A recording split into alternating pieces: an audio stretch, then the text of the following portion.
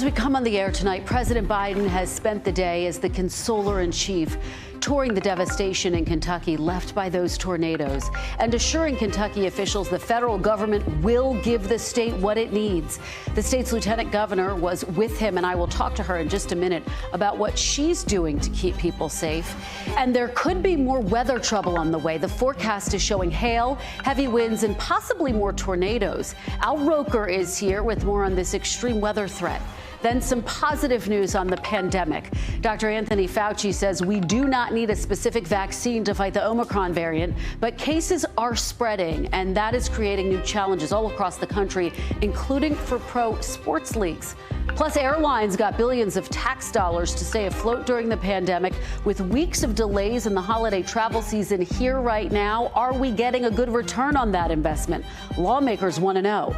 Their questions to CEOs coming up. And it is hard for young people to buy homes with prices going up and student loan debt weighing them down.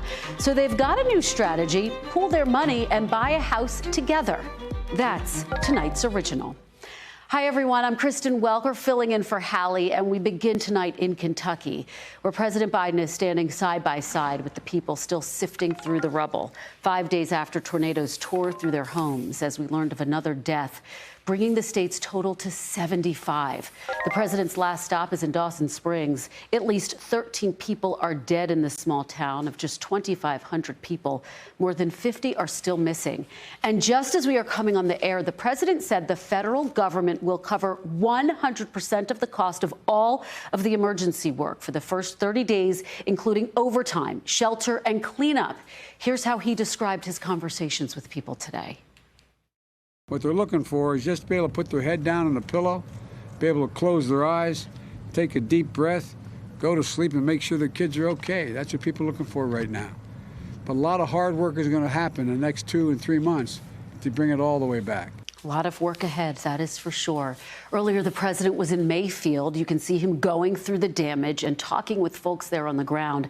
And he's encouraging state leaders to ask for whatever they need. And what they need right now is a lot of help. That's the National Guard you're seeing giving a hand with the cleanup today. More than 100 people still unaccounted for statewide. Governor Beshear is suggesting the state is still a week away from getting an accurate number of all of the casualties. Gabe Gutierrez is in Mayfield tonight. Gabe, thank you so much for joining us. The president there taking his role as consoler-in-chief, a title he takes very seriously. And he had that announcement that the federal government will cover 100% of the costs of the cleanup, the support that is needed right now for the next 30 days. So talk to me about the reaction to that and how people responded to the president.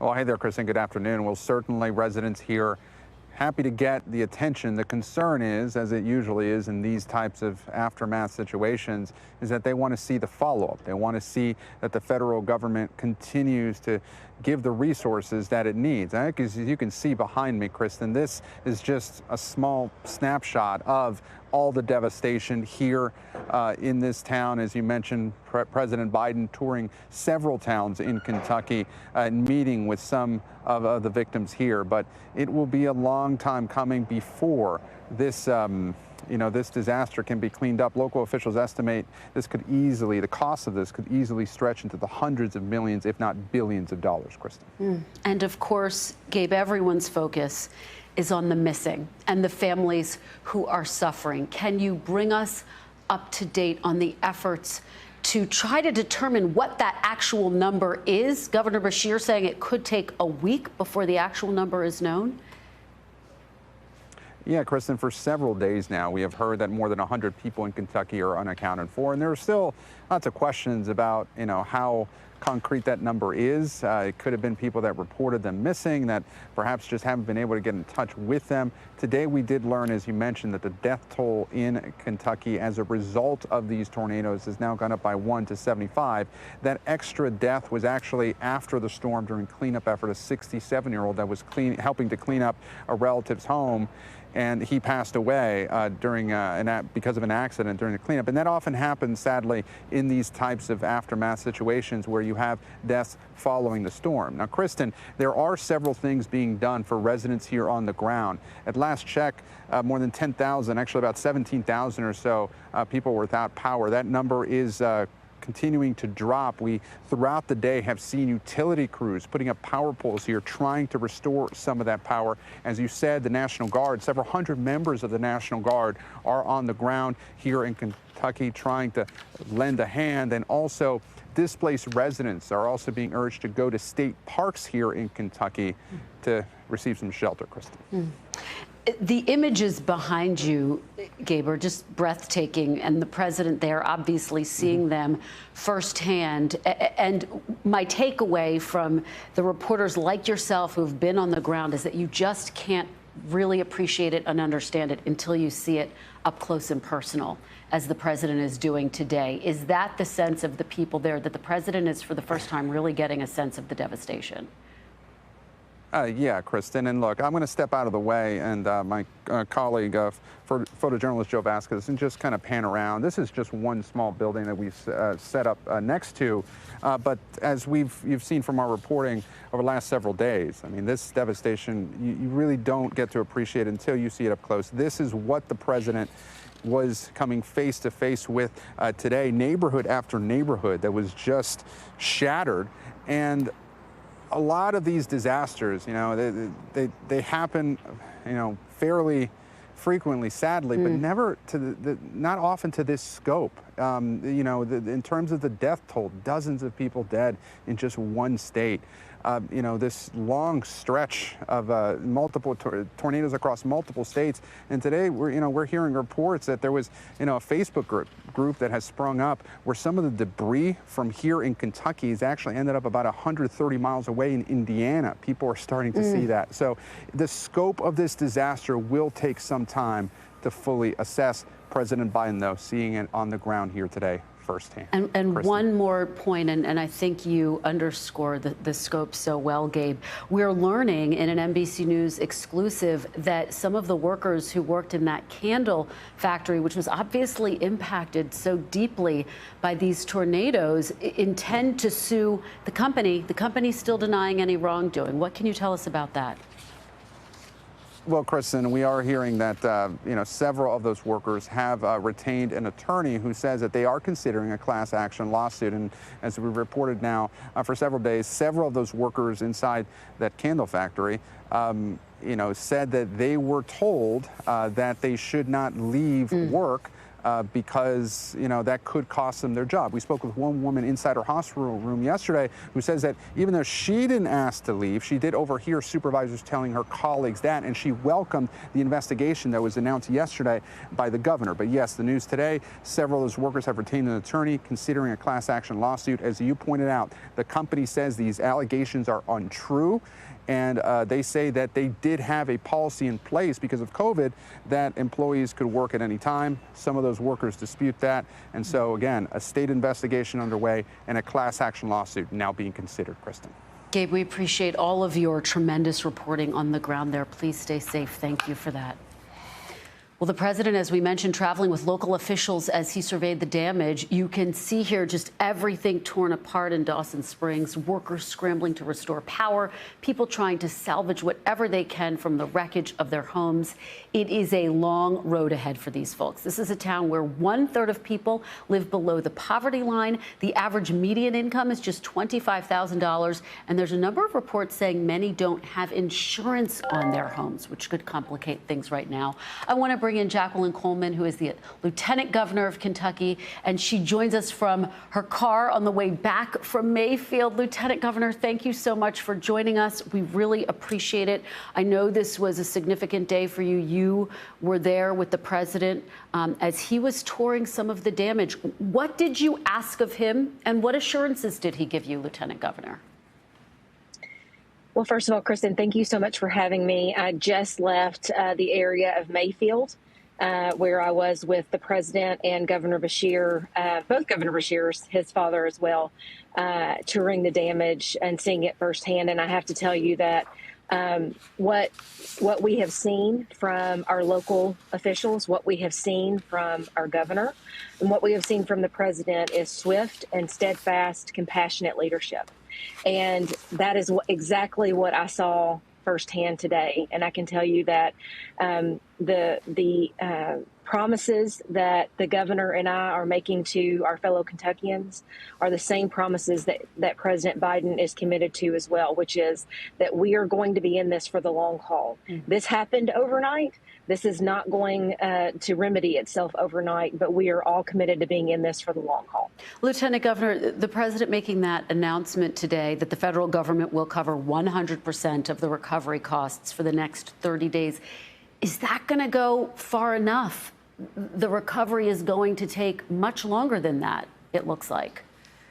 Oh, the recovery will definitely take longer than that in terms of the rebuilding process. Because right now, you have to think we still have Kentuckians who are unaccounted for. And that is our first priority is to reunite families and to wrap our arms around those grieving families. But beyond that, you're right. There's going to be an immense amount of cleanup. And I have to tell you, from the areas that I've visited in Kentucky, the fact that the roads are even passable right now is impressive to me. The work that's already been done is astronomical, because we've had folks chip in from within the community that, you know, they may not have been personally impacted, but they went to help their neighbors. We've had support from across Kentucky and across this country.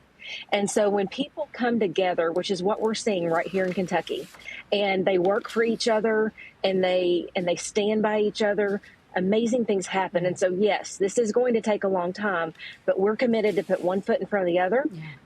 Our governor is not shy. He knows how to ask for what our people need, and we are committed to get them the resources they need, no matter how long it takes. I want to go back to one of the points that you were making, which is that the main focus right now is on those who are still missing. Can you bring us up to speed on the efforts to try to determine where these folks are and to try to get some clarity for their families? Yes. So this morning in the briefing that we had with the president, the governor, and our local officials on the ground in Mayfield, there had been 4 completed search and rescue missions so far in that specific area. And so, of course, there are many more across the state, but I can speak to that just because I was there this morning. And so I think the best way I could say it is, in Kentucky, we don't give up hope. We're going to keep looking. We're going to keep trying. We're going to keep working until we can make sure that every family has the support and the love that they need, and they feel it. Because I'm telling you, the devastation, your correspondent was right. Unless you see it, it's hard to fathom. And even when you do see it, it's still hard to put it into words. But what rivals that devastation is the compassion of Kentuckians and of Americans that have come together and are neighbors helping neighbors. Our everyday heroes are showing up for each other. And it in a really tough time, it is heartwarming. Well, we are seeing the devastation, but we're seeing that compassion as well, Lieutenant Governor, and we hear it in your voice as well. I want to ask you about something that I was speaking with Gabe about just a moment ago, which is the workers at the candle factory. In fact, just yesterday on this very program, my colleague Hallie Jackson, whose show this is, spoke with a woman accusing supervisors at the factory of not being upfront with them about the tornado's threat. Now, the governor says that the state's OSHA will look into it. Can the state guarantee a thorough, fair investigation of what happened there? Well, that is OSHA's responsibility, and that's what we're committed to. We're going to make sure that, listen, in the moments leading up to this, lots of decisions were made, and we owe it to Kentucky families to make sure that we know what decisions were made and why. We owe answers to folks, and we also need to make sure that where there are places that we can course correct, that we don't make the same mistakes if there were mistakes made in the future. We've got to learn from this situation and make sure that this doesn't happen again. Lieutenant Governor, very briefly before I let you go, based on what you know right now, do you think those workers should have been in the candle factory that night? Well, I can tell you that I honestly have not been very involved in those conversations. Like the governor said, OSHA will certainly look into that. Honestly, Kristen, our number one focus right now is showing compassion to families and helping those families that are grieving get through this tough time and get through this immediate trauma, and through the rest of this long haul that we're in these families with. These questions will come to bear, and we will get to the bottom of all of these decisions. I just haven't had the opportunity to do that right at this moment.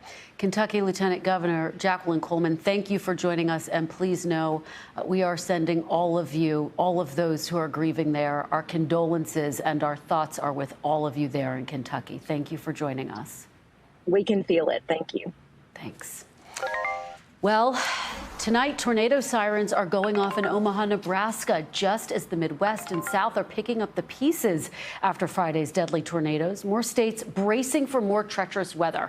We're talking damaging winds, tornadoes, and maybe even hail. Nebraska, along with Kansas, Iowa, and Minnesota, are under a tornado watch until later tonight. 10 million people, in fact, are under risk for severe storms all across the upper Midwest.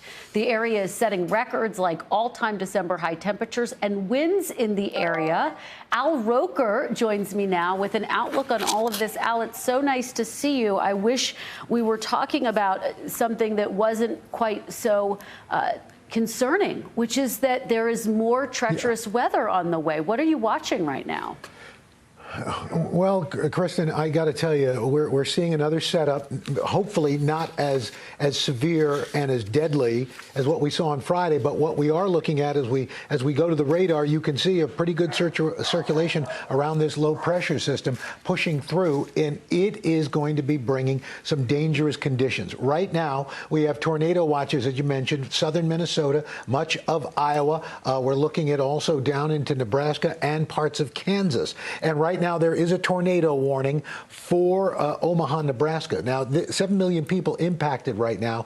And on top of that, in that same region, 10 million people at risk currently for moderate to severe to enhanced weather that's going to be happening tonight. A few tornadoes likely. And unfortunately, these are again going to be those nighttime tornadoes. And those nighttime tornadoes are twice as deadly as the ones during the day. Of course, for the obvious reasons, folks are asleep. You can't see them. By the way, Kristen, this is the first time in December that the state of Minnesota has ever had to issue a tornado watch or a severe weather warning like this. Damaging hail possible. Here's what's fueling this. A lot of humidity, a lot of moist air, and record warmth. Look at these temperatures. These are April, May temperatures. Chicago, 65. Des Moines, 72 degrees. Wichita, 76. 80 degrees in Dallas. And that record warmth makes its way to the east tomorrow. But we're going to be watching also not just for the rain and the severe weather, but the winds, Kristen. We are talking about 81 million people under wind advisories, wind watches, or high wind warnings. That's about a quarter of the United States population. And some of these winds, I mean, in Colorado, they had wind gusts of over 100 miles per hour. Boulder, 91, Dodge City, 84. And as this system moves east, we are going to be looking for more dangerous weather, more high winds. And out west, another storm coming onshore that's going to be bringing heavy rain to the mountains and the Cascades, also along the coast. And if there's any good news in this, there's going to be a lot of snow in the Sierra, which is kind of like where they bank snow and then during the spring it melts and gives them a break. But right now, all eyes are on this severe weather that's going on right now in the Midwest. And unfortunately, they're going to be dealing with this for the next 12 hours or so. And just to take this back to Mayfield, Kentucky, and those states that were affected, Kristen, we're probably going to be looking at rain for them starting Thursday and on into Friday, hopefully ending nothing, we hope, severe. There might be a rumble or two of thunder, but these folks just can't get a break, Kristen. Well, we hope it is not severe, Al. I do want to follow up with you briefly on something that you said when you laid out all of those temperatures and said these are temperatures we would expect to see in the spring. How rare is it, Al, to have these types of warm temperatures as we're approaching Christmas? Well, unfortunately, it's becoming less rare. We've been seeing since the 1970s a warming in the Mississippi River Valley and the Midwest. And in fact, the places where it's warming the fastest is the upper Mississippi River Valley and the Northeast. And where did we see those severe storms with record-breaking temperatures on Friday? The upper Mississippi River Valley. And we're seeing them again today. So again, with climate change, we are seeing the likelihood, the greater chance of more severe weather, of warmer winter weather days, which means the possibility of warmer weather-related severe extreme weather. All right. Well, Al, it is always so wonderful to have your perspective. Thank you so much. And we know you'll have the very latest tomorrow on Today, and we will look for that as well. Thanks for taking the time tonight. Thank you, Kristen. Thank you. Well, we want to turn to our other big story, the fight against COVID. COVID vaccines do not need to be changed to fight the Omicron variant. That is the word today from Dr. Anthony Fauci in the White House. Here is Dr. Fauci talking about it during today's briefing. Take a look. So the message remains clear. If you are unvaccinated, get vaccinated. And particularly in the arena of Omicron, if you are fully vaccinated, get your booster shot. Now, before Dr. Fauci announced that booster news, the CDC was already warning Omicron could lead to another wave of COVID-19 infections. You see here, the transmissible variant is already spreading in at least 36 states. Look at all of that red, folks. Because of Omicron's spread, we're seeing even more restrictions. Colleges such as NYU, Boston University, and Syracuse University are now requiring booster shots for students and staff. Today, Princeton says it's requiring boosters too and pushing final exams online amid a rise in cases. And California joins New York in reinstating a statewide mask mandate. So we do want to get the very latest on all of this. Guad Venegas has been out there reporting on this, talking to folks. So Guad, look, you are in California where the governor just brought back this statewide mask mandate. It was controversial the first time. What's the reaction now? Are people complying now that we are reporting on the Omicron variant? Kristen, well, some of the counties in California still had a mask mandate. You have one here in Los Angeles. So it was different. You know, it does vary. Obviously, when you're in urban areas, you see these mask mandates that people do follow. When you get into the rural areas, it's a lot more difficult for these to be enforced. So because of the different types of rules that we had across the state, the governor makes this decision to enforce now a statewide mask mandate for at least a month. They have said that they will revisit further recommendations in a month and see what else they can do to slow the spread of the virus here in California.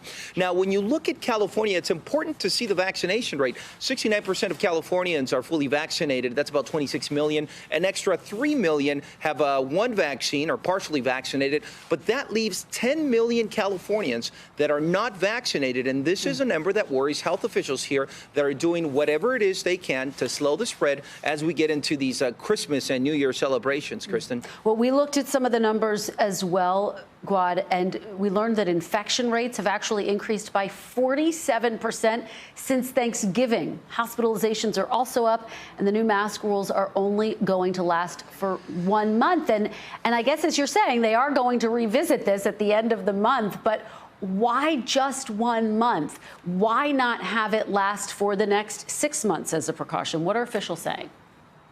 So everything that has had to do with COVID in California has been quite difficult. You don't always have all of the counties agreeing with what Governor Newsom decides. In fact, we did have a recall election during the pandemic here in California because the decisions made at the state level aren't always decisions that are loved by everyone in California. So they are very cautious when they make these decisions. And all we know is that right now they decided to do it for 1 month. And in a month, they would revisit. And like I said, they would have further recommendations if needed, which does leave the option open to her perhaps extending this statewide mask mandate to a longer period of time, Kristen. And Guad, just finally, at least 38 states are seeing an increase in COVID-19 infections. Nationwide, we're also seeing more cities and states put rules in to keep COVID from spreading. What can you tell us about that? Right. So now you have, different rules, cities becoming much more strict. In Philadelphia, in fact, now, right before all the Christmas gatherings there, officials have very strict recommendations from the parties that people are planning. This is what the acting health commissioner had to say. please do not get together with other households for Christmas. Or if you do, keep those gatherings small, have everyone do a rapid test before they come, and ask everyone to stay home if they feel even a little bit unwell. Now, this is something that a lot of us thought was done, right? Getting these recommendations to not get together with friends for the holidays. But it's happening again. Now, in Philadelphia, they're seeing numbers that they saw during the peak of their spring wave, and they do expect these cases to increase. Now, when it comes to those rapid tests, health officials across the country do want to remind people that these are available over the counter at pharmacies now. This is something that people can go buy. They can take it home and get tested the morning before they get together with friends or family. It's an extra layer of security to make people feel better when they do choose to gather with family members right before the holidays, Kristen. You're absolutely right, Guad. Great reporting all around. Really appreciate your joining us this evening. Thank you. Good to see you. I want to bring in my friend and colleague, Dr. Natalie Azar, to break this down even further. Dr. Azar, great to see you. I want to ask you what the Philadelphia Health Commissioner said, to just get your reaction to that. Can you help us understand specifically what she was saying? Because Guad is right. We thought that we could get together over the holidays. Dr. Fauci said that that was fine. What should we take away from what the Philadelphia Health Commissioner said? Well, you know what? If I was wearing Dr. Walensky or Dr. Fauci's hat, I would say that what she said is technically true and certainly the most conservative and the safest thing to do. And that is that if you're going to gather, you gather with your household. It makes sense, right? And the more you start expanding that zone of exposure, you're potentially putting yourself at risk because of the unknowns. And I mentioned unknown, not necessarily vaccination status, but if you're gathering with folks who may have asymptomatic infection. But really her point was to say this: if you are going to gather, do the things that we know will help you stay safe. And testing here is going to be one of the most important things, because I'm fairly certain that most people are not going to be wearing masks indoors when they're with small groups. But testing on the day of a get-together is the absolute right thing to do. And as Guad was saying, we do have better availability now. I hope people aren't hoarding, but I ordered a couple of tests a few months ago, and I do plan on using them over the holidays if we are, gathering with our friends. And that's really helpful, Dr. Azar. And I do want to go back to the news from Dr. Fauci today, which is that he said, based on the latest data, there is no need for an Omicron-specific variant. That's significant. Stressing the need to get your booster shots, but saying, look, we have the tools right now to protect ourselves. What is your biggest takeaway from today's announcement? Right. Well, look, I think it's the way we can interpret and take away from this new variant. It's either you see the cup half full or you see the cup half empty. Certainly, we know that the Omicron probably is resulting in more cases via two mechanisms. One, it is more contagious, and it certainly appears to be evading immune protection. There is some immune escape there. But on the flip side, the good news is that boosting does in fact help. And they gave us two lines of evidence. One, of course, is laboratory evidence, where they're actually studying the response of individuals vaccinated against the Omicron variant who've been boosted. And then the other is real world evidence that protection is there with boosting. And also importantly, that even if you haven't had that third shot, if you've had the mRNA series, or let's say a Johnson & Johnson plus an mRNA, although protection from severe disease declines somewhat, it is still really pretty robust at around 70%. All of those things are really great news, Kristen. But, if we ever needed a reason to get the booster, it is certainly now. That doesn't mean we're not going to need a variant-specific booster in the future. It's impossible to predict. I think all of us have stopped trying to predict what's going to happen with this pandemic and COVID-19. But right now, we're in a pretty good place with this information. Well, and let me just follow up with you, because the Biden administration health officials are contending with vaccine hesitancy as they urge people to get vaccinated, to get their booster shots, but also fatigue. And now a new poll is showing that 60% of Americans say they just feel worn out by the coronavirus. How, as a health official, do you combat that fatigue and encourage people to keep following the guidelines? Well, I think part of it is not, putting out rules like don't get together with your family or extended family or friends. Do it, but do it safely. I don't think it helps any of us to tell people to become more isolated or stay as isolated as they've been in the last 2 years. And the other thing is just to remind everyone, this virus is tenacious. It is staying with us, and we need to match its sort of ferocity with our own behaviors and just honestly buck up. We're in it still. We're not quite there yet. We're getting there, but we're not quite there yet. Buck up. That is good advice. I know, a little tough love, but it's like, we're okay. Just keep going. We can do this. We'll take the tough love. Dr. Azar, thank you so much. It is great to see you. Really appreciate it. Well, Derek Chauvin has pleaded guilty to violating George Floyd's civil rights. The former Minneapolis cop convicted of murdering Floyd originally pleaded not guilty to those charges. Ron Allen is going to join me next with more on why now and what it means for his case.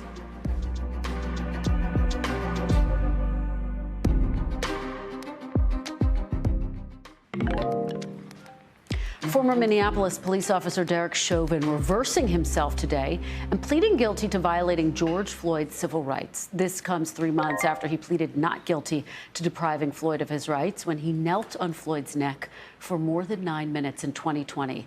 Chauvin has already been convicted of murder and manslaughter in Floyd's death. Ron Allen joins us now from St. Paul. Ron, thank you for joining me. Really appreciate it. Floyd's family was in court today. So give us a sense of what the reaction was. What are they saying about today's hearing? It's a very emotional moment for the family because Chauvin was there in court and he was wearing an orange jumpsuit. And this is probably, it's one of the few times he's even been out of his cell because he's being held in solitary confinement. For the family, every time there's a court hearing or something like this, they have to relive the whole ordeal, they feel deeply the loss of George Floyd. They're very much in mourning and still very much overcome by grief. Some of the relatives said that they were glad to see that he's getting a longer sentence. Some glad that he's being held accountable and expressing some accountability by pleading guilty. We have some sound. Take a listen to what some of their reaction was. I'm still feeling the same pain, anger I felt in the beginning because he could have did this last year. Today he had a chance to blow kisses and give air hugs to his family. We can't do that to our loved one who's not here. I want him to feel the same pain that we felt watching the video. I want him to feel the same pain that he inflicted on George Floyd. So they're still very much obviously upset about what happened, and there's still more trials. Remember, there are 3 other officers who have been charged in this, and there's a state case with them that's about to begin in March, and the federal civil rights case was about to begin. The trial was about to begin in January next month, which is one reason for the timing of this change in plea. The other 3 officers are still going to face these trials, so this is all still going on, if you will, to some extent, as the family continues to try and get justice, not just the conviction of Chauvin, but also others who were involved, aiding and abetting. Ron, I think you describe it so well, the fact that the family is so emotional and, frankly, still mourning the loss. You talked about the fact that this means that Chauvin will have more time behind bars. He was originally sentenced to more than 22 years in prison for Floyd's murder. So what are you expecting now? How much time is actually going to be added to his sentence? The state asked for 25 years, and this would be served concurrently. So a max of 25 years, and that's a federal sentence, which under the guidelines, you serve 90 to 95% of that time. And another benefit for Chauvin, if there is a benefit, is that he will be serving this in a federal prison, not a state prison in Minnesota, where presumably he is in the population along with inmates who he has arrested, helped convict, so on and so forth. It's been a very dangerous situation for him to be in prison, for any police officer for that matter, but particularly someone who is as notorious and infamous as he is, and he certainly is. So there's that. But the likelihood is that he is not going to ever see the light of day again, and that's certainly what the family is hoping and what others are hoping. And there's a healing that's happening, but at the same time, remember, there's another trial going on here at the same time, the trial of Officer Kim Potter, who shot and killed Dante Wright while the Chauvin trial was happening in a town, Brooklyn Center, which is just on a suburb of Minneapolis. And that case is happening in the same courtroom where Derek Chauvin was convicted in the state trial. So there's still a lot of emotion, a lot of tension, a lot of concern here, and a lot of determination, frankly, by families, activists, everyone to get justice. It is very rare, obviously, for a police officer to be convicted in a state court, to be charged in a federal court, and to plead guilty in a federal court. So many are saying that this is really, it's a landmark case, it's a historic decision. And the other thing, remember, Chauvin pled guilty in the George Floyd case, but he also pled guilty to something that he did back in 2017, where he was arresting a juvenile and hit that person with a flashlight and also knelt on his neck and back for some 15 or 16 minutes. That juvenile survived, but he also pled guilty to that. So a lot going on here still, but a significant step today, obviously. And you remind us that this is a community that is very much still hurting. Thank you so much, Ron Allen. You've been covering this case from the beginning. We really appreciate your reporting. Well, airlines got $54 billion in taxpayers' money during the pandemic. So why have we seen so many flight cancellations? What airline executives had to say on Capitol Hill. That's next.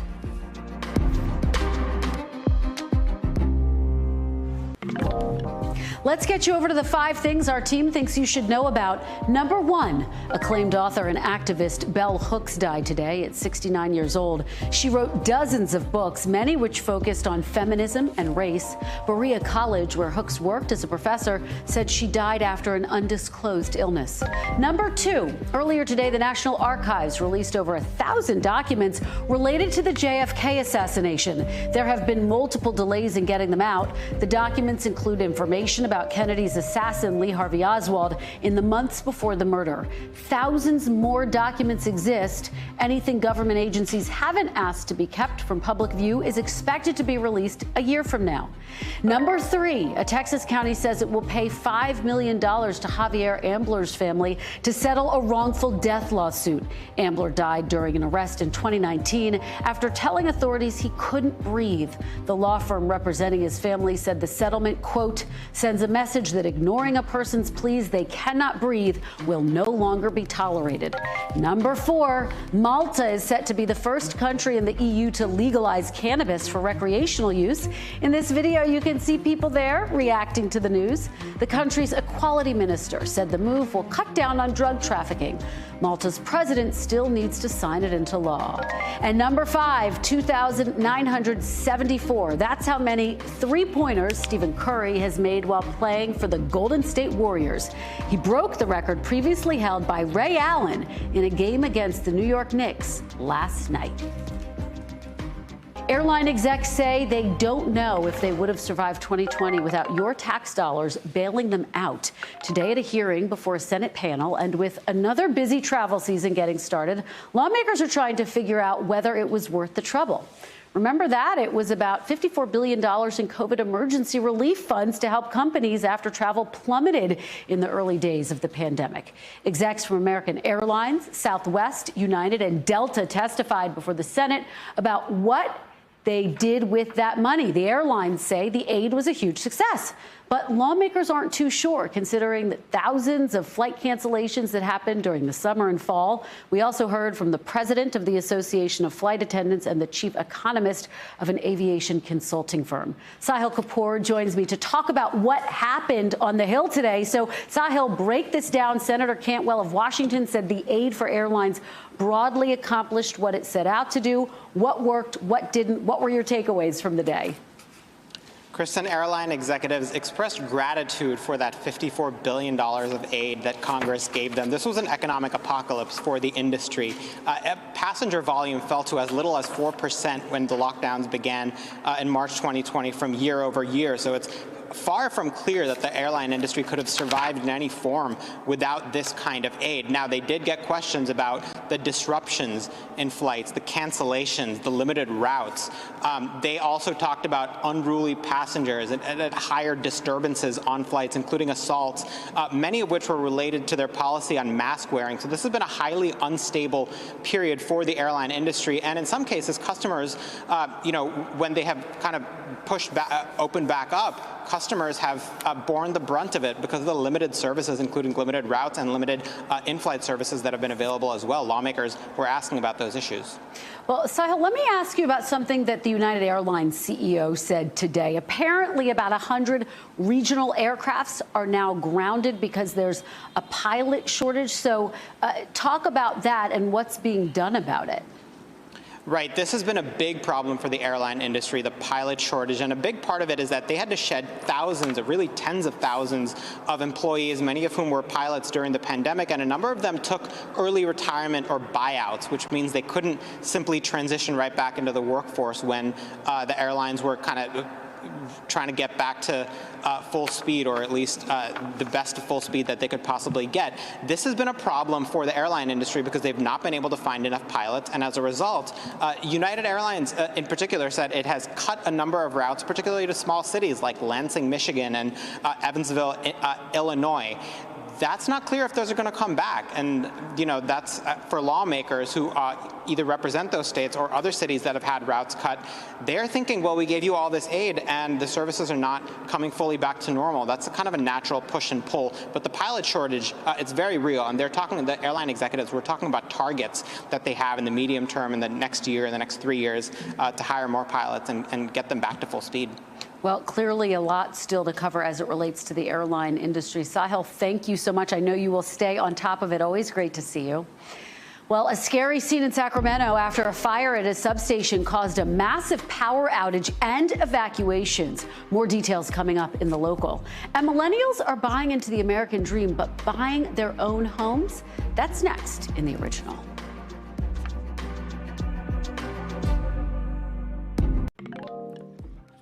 Well, there are some new faces shaking up the real estate market. Zincle Esimwa reports on the trend of millennials buying homes and how they're getting creative to do it. We'll get the original in a minute. But first, NBC covers hundreds of stories each day. And because you couldn't possibly read, watch, or listen to them all, our bureau teams have done that for you. This is what they tell us is going down in their regions in a segment we call The Local. Out of our LA bureau, crews are still trying to get the lights back on for people in downtown Sacramento after an explosion and fire broke out at an electrical substation. Hundreds of people in the area were evacuated. The power outage even took out traffic signals. Now, no one was hurt, but officials aren't sure what started the blaze. That's what they're investigating right now. From our Northeast Bureau, New York City is taking the fight against climate change to the kitchen. The city council voted on a bill today to ban gas hookups in new buildings. So that means all electric for heat and cooking. But it will take a little while for the rules to go into effect. New buildings under 7 stories high will have to comply starting 2023, and buildings over 7 stories will have to comply in 2027. And this from our D.C. bureaus reporting that 2 of Maryland's most wanted fugitives are back home after being at large for months. We are talking about a pair of zebras that escaped from a private farm. Since August, they've been spotted in people's backyards, crossing streets and drinking from streams. The duo apparently escaped with a 3rd zebra that was found dead in an illegal trap in October. Now, officials say the animals were captured humanely, but it's still unclear how they got away in the first place. Good to have them back. Well, now we want to bring you today's original with an in-depth reporting on a topic we have been watching. We've been talking about the economy on the show tonight. And as it struggles to get back on track, we want to take a closer look at millennial home ownership. It has become so out of reach for so many people that more and more millennials are buying homes not with spouses or families, but with friends. In fact, there's been a 772, you heard that, 772% increase in the number of home buyers with different last names in the last 7 years alone, and that includes people in domestic partnerships. Now, this trend is redefining what homeownership looks like. So, Zincle Esimwa headed over to Tennessee to learn more from 3 friends who bought a home together. Take a look. They say friends are the family you choose. But would you choose to buy a house with them? For these friends, the answer is yes. Everybody, what made you all decide we want to buy a home together? Yeah, so we actually were roommates. We worked very well together as a unit, so we decided to actually make an investment. Together, Amanda Schneider, age 30, Kathy Keel, 30, and Stephanie Vandergrift, 28, bought this Tennessee house in May 2020. Wait, so how many rooms do you have here? 3 bed, 2.5 bath, and then we have the bonus room, the office, and also the finished garage. Dang, for 3 of you. Yes. All right, living large. They joined many millennials co-buying homes, many for the first time, with the number of co-buyers with different last names increasing by nearly 772% from 2014 to 2021. I think millennials are likely driving this trend of coming up with unconventional ways to achieve homeownership in ways that their parents didn't have to do. When it comes to millennials and buying homes, what's changed? Home prices reached an all-time high this year. Home supply is at an all-time low. Today, millennials are getting married and having kids later. Combine that with enormous student loan debt and a pandemic economy, and experts say co-buying a home with friends is more appealing than ever. We sacrificed the smaller kitchen for a bigger yard. The friends say they saved about $15K for a down payment. This is Kiki, Remy, and Lisa. Just as the pandemic surged and housing market boomed. And then this is our bonus room / anime / nerd. They split their mortgage 3 ways and say it will take roughly 30 years to pay off. So do you see yourselves living here 30 years all together, growing old together? I'm not against it. Yeah, I mean, none of us are dating currently. We're all focused on our careers. So for now, yeah, it's for the foreseeable future, we plan to stay. Of course, living with friends isn't always easy. Real talk, what have been the biggest cons? She probably didn't expect the other two of us to be not as cleanly as she is. Yeah. So we Is true? I am a clean freak. I admit this. Experts encourage co-buyers to craft a formal agreement. My advice to any millennial who's buying a home with a friend is to be really explicit about how that would come to an end, because it likely will come to an end at some point. We don't have a formal contract in place, but we know that it would be kind of a situation of refinancing and then buying out the other person. As for others looking to buy a home, experts like Fairweather expect mortgage rates in 2022 to rise. That will drive more people to decide to rent, but that will drive up the price of renting. So we expect home prices to slow down and for rents to continue to grow quite strongly next year. Home ownership does come with a price, the friends splitting maintenance and renovation costs. Still, they say the overall value of turning this house into a home is priceless. It's kind of nice. It's like a permanent sleepover. Wow, that is just incredible. Zinkley, you did such a great job with that piece and with that reporting. Really appreciate it. Let me just follow up with you on something that I think is just eyebrow-raising, which is that this is not what millennials' parents or grandparents had to do. It may be because millennials have about 5% of the wealth compared to boomers. When they were roughly the same age, they had 21% of American wealth. Is that the reason for this gap, Zinkley? Yeah, Kristen, it's so great to be with you. So obviously the reasons are multifold, right? You need generational wealth in order to pay for a house. But millennials also have a crippling amount of debt. Estimates as early as last month say around $90,000 each. That's how much debt, student debt, millennials have. And that's, of course, impeding their ability to buy homes, to start families, and it all contributes. Well, we dug into the numbers a little bit, and we found that according to Apartment List, 63% of millennials have no money saved for a down payment. And home ownership is, of course, a big way to build wealth, especially people from lower income backgrounds. So I guess the question is, Zinkley, based on those interviews you did and the folks you spoke with, do you think this is a trend that's going to continue into 2022? Yeah, I asked a housing and economist expert this exact question, and she said, yes, it's going to continue. We're going to continue seeing millennials co-buy homes, but it's also going to be condos, right? Right now, we're expecting that millennials will be priced out of single-family homes. They're going to start buying condos, but they also expect when less people are buying homes, the price of rent is going up. So for people like me who rent, that's not the best of news, but we're going to have to follow it closely. Well, I love the idea of getting creative and going in together with a friend. What a fantastic report, really informational. Zinkley Esamoah, thank you so much for that. Appreciate it. Thank you. Well, COVID is hitting the sports world hard, and some are actually calling it a crisis. Games postponed, players sidelined. Our Sam Brock catches us up on all of this after the break.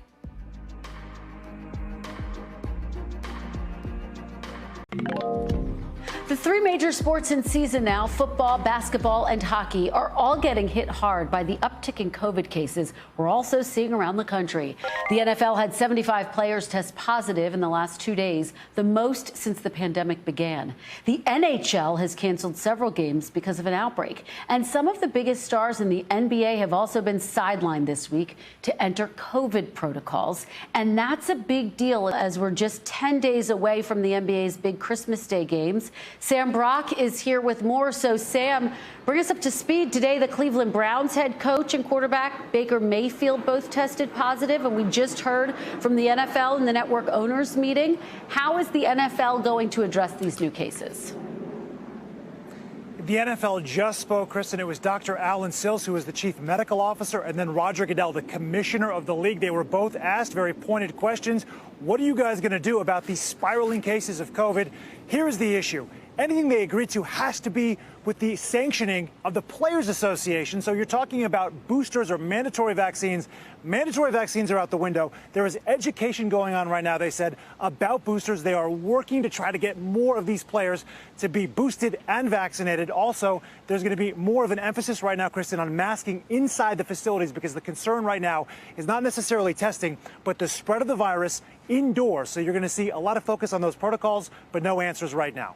We know that the NFL sent out a memo actually on Monday about all of this. What can you tell us about that? And is there no way that we might at some point see the NFL mandate boosters, given how much pressure they're getting? So they have mandated the boosters for Tier 1 and Tier 2 employees. Those are coaches and trainers and employees that directly contact or have interaction with the players. They have to get boosters by December 27th. The issue, again, is they're hamstrung, the league, by not being able to mandate this to players simply because of the confines of those conversations and the agreement between those two sides. That's really where the rubber meets the road on this. But I will also say this, Kristen, something you're likely going to see happen is shorter times for showing that you're negative if you were a vaccinated, asymptomatic player, to get those guys back on the field, so they're not looking at teams right now that are looking at half of the resources they would normally have. And we all remember those early days of the pandemic when sports teams started to try to play the game again, and they were in bubbles. Is there any talk of that, of going back to the beginning, of forcing players back into bubbles? Frankly, there's been no conversation about that, probably because once the genie is out of the bottle, you're not putting it back inside. There are fans right now, which brings in so much revenue, not to mention the TV contracts. When things get moved around or you don't have fans in the stands, there is a lot of money that is lost for all of these leagues, the NBA, the NHL, the NFL, all of them. It would be extremely unlikely to see any of those leagues move backwards into a bubble like we saw last year.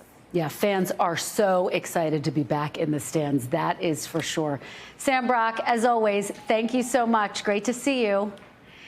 And that is a wrap for this hour. I'll be back in the chair filling in for Hallie Jackson now tomorrow. Same time, same place. Coverage picks up right now.